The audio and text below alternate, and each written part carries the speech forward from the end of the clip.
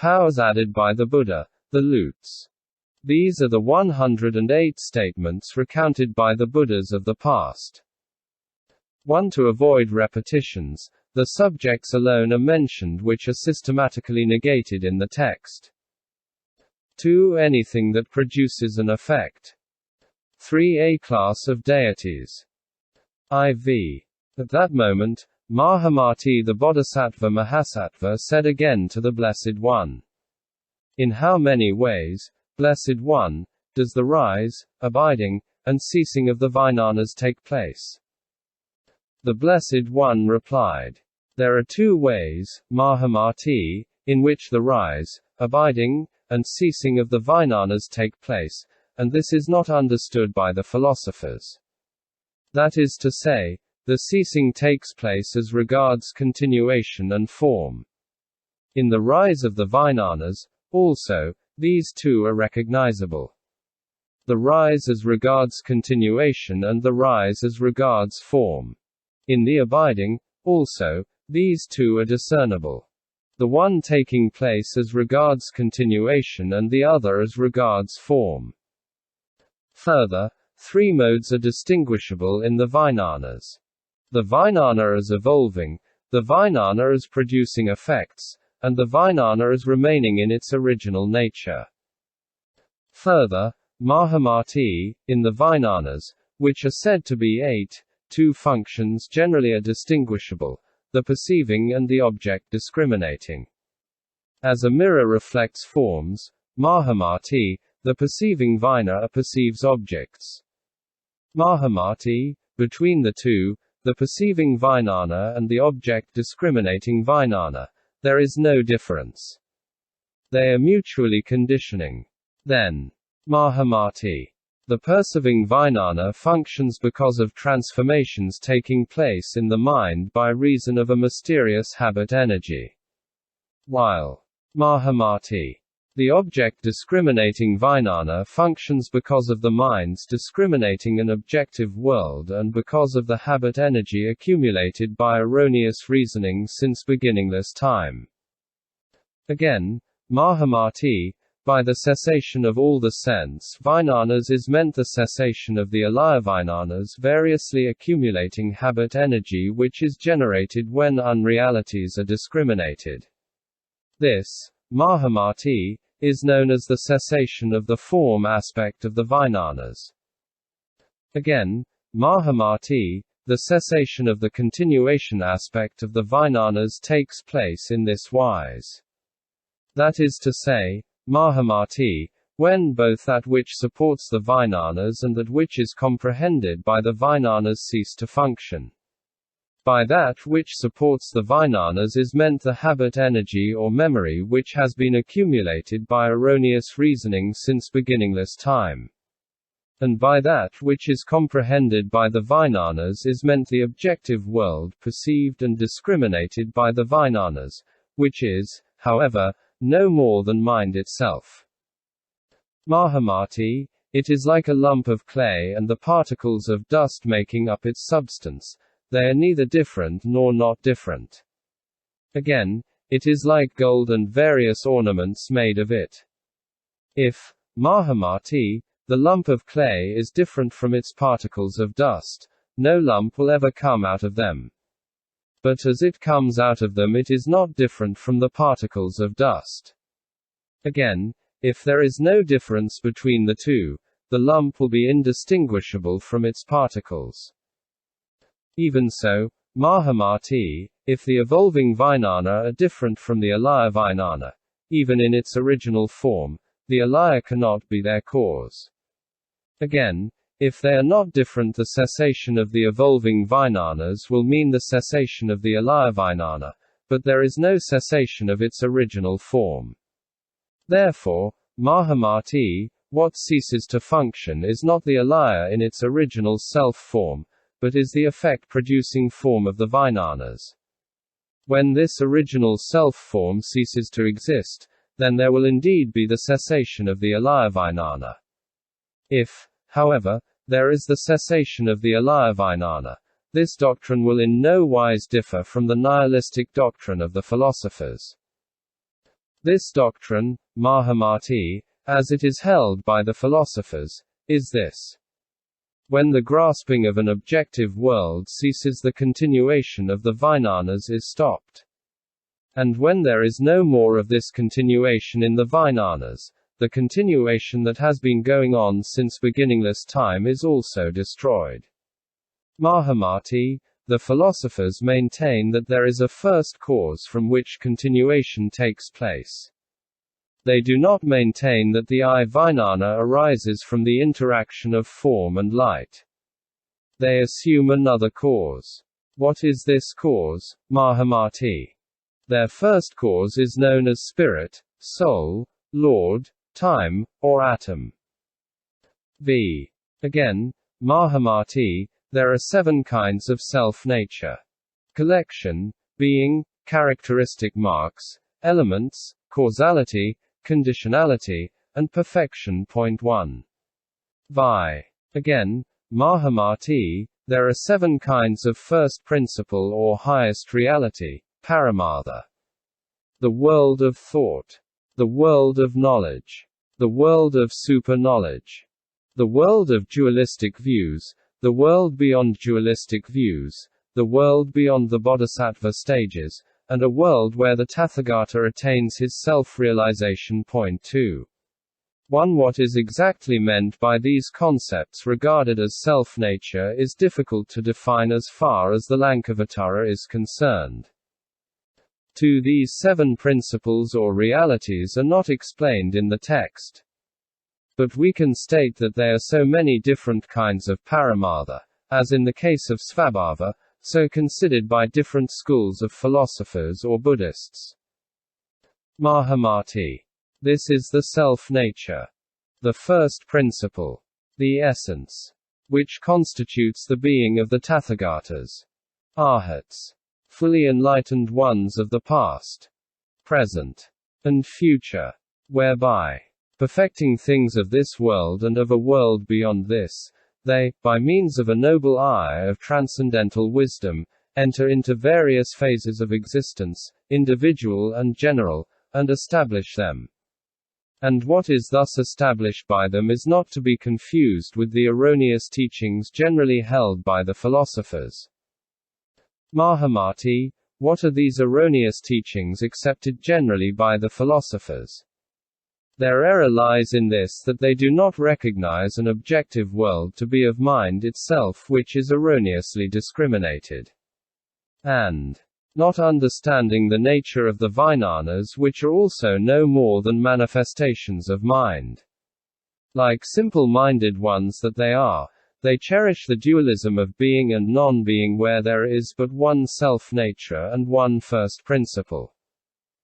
Again, Mahamati, my teaching consists in the cessation of sufferings arising from the discrimination of the triple world. In the cessation of ignorance, desire, deed, and causality. And in the recognition that an objective world, like a vision, is the manifestation of mind itself. 7. Mahamati. There are some Brahmins and Sramanas who assume something out of nothing, saying that there exists a substance which is bound up in causation and abides in time, and that the skandhas, dhatus, and ayatanas have their genesis and continuation in causation and, after thus existing, pass away.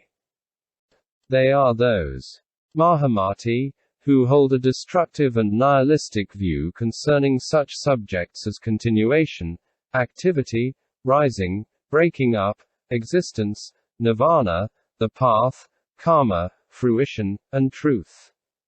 Why? Because they have not attained an intuitive understanding of the truth, because they have no fundamental insight of things. Mahamati, it is like a jar broken in pieces which is unable to function as a jar. Again, it is like a burnt seed which is incapable of sprouting. Even so, Mahamati, their skandhas, dhatus, and ayatanas which they regard as subject to changes are really incapable of uninterrupted transformation, because their views do not originate from the perception of an objective world as a manifestation of mind itself which is erroneously discriminated.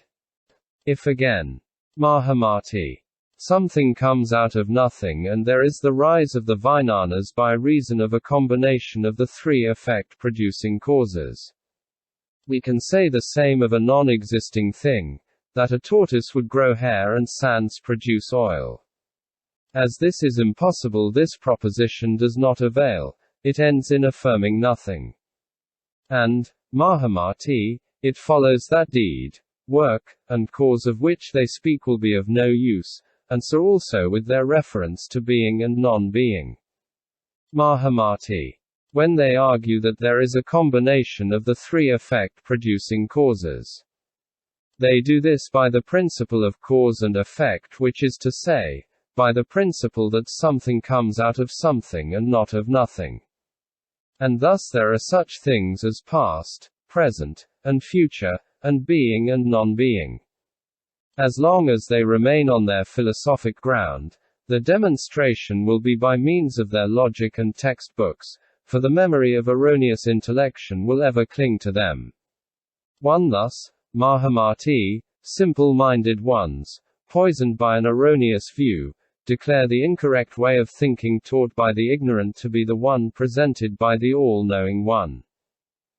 1. The reasoning here may be a little difficult to follow. The general idea maintained by the Lankavatara is that as long as a world of relativity is asserted, there is an ever-recurring chain of causation which cannot be denied in any circumstance. In this case we cannot talk of anything coming to an end or cessation. The fault with the philosophers is that they have no fundamental intuition into the essential nature of an objective world. A world of particulars, which is really the projection of mind by reason of memory or the habit energy accumulated since beginningless time. When this thought is thoroughly grasped, the philosopher's point of view may also hold good as far as it goes. As they lack, however, the fundamental intuition, all the logical superstructure they build is essentially an error. Again, Mahamati. There are some Brahmins and Sramanas who, recognizing that the external world which is of mind itself is seen as such owing to the discrimination and false intellection practiced since beginningless time, know that the world has no self-nature and has never been born.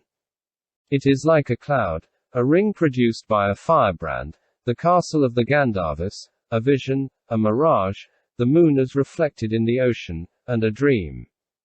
That mind in itself has nothing to do with discrimination and causation, discourses of imagination, and terms of qualification. That body, property, and abode are objectifications of the Alayavijnana, one which is in itself above the dualism of subject and object. That the state of imagelessness which is in compliance with the awakening of mind itself, too, is not affected by such changes as arising, abiding, and destruction. 1. The translator here follows the Tianj reading. 2. This clause does not appear in Tianj. The bodhisattvas mahasattvas, Mahamati, will before long attain to the understanding that nirvana and samsara are one. Their conduct, Mahamati, will be in accordance with the effortless exhibition of a great loving heart that ingeniously contrives means of salvation. Knowing that all beings have the nature of being like a vision or a reflection, and that there is one thing which is not bound by causation, being beyond the distinction of subject and object. And further seeing that there is nothing outside mind. And in accordance with a position of unconditionality. They will by degrees pass through the various stages of bodhisattvahood and will experience the various states of samadhi. And will by virtue of their faith understand that the triple world is of mind itself, and thus understanding will attain the samadhi mayapama. The bodhisattvas entering into the state of imagelessness where they see into the truth of mind only. Arriving at the abode of the paramitas, and keeping themselves away from the thought of genesis, deed, and discipline, they will attain the samadhi. Vajravimbapama, which is in compliance with the Tathagatagarbha and with the transformations of suchness.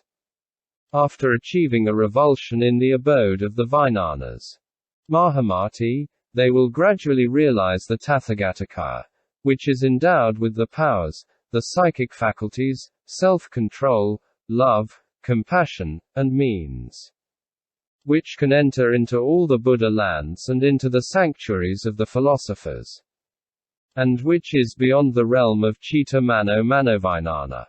Therefore, Mahamati, these Bodhisattva Mahasattvas who wish, by following the Tathagatagarbha, to realize it, should exercise themselves in compliance with the truth of mind only, to desist from discriminating and reasoning erroneously on such notions as skandhas, dhatus, ayatanas, thought, causation, deed, discipline, and rising, abiding, and destruction. 8.